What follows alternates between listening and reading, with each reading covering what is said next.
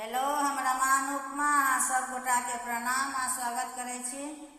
एक भगवती के गीत सुना रहल छी। जँ नीक लगे तो लाइक शेयर कमेंट जरूर करब और चैनल के सब्सक्राइब कर लेब। सिंहे वाहिनी माँ जगदम्बे, सुनियो हमर पुकार। हे दीन दुखी माँ शरण में आयल लियो, एक बेर निहारे। सिंहे वाहिनी माँ जगदम्बे, सुनियो हमर पुकार। हे दीन दुखी माँ शरण में आयल लियो, एक बेर निहारे।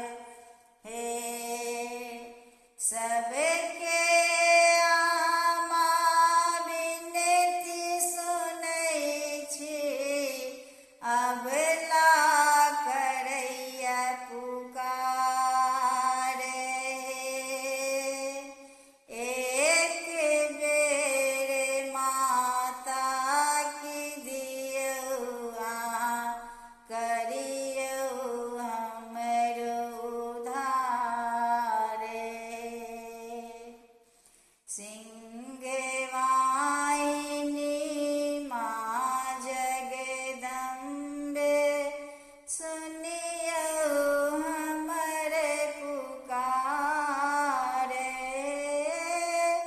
दीन दुखी माँ शरण में आयल लियो, एक बेर निहारे।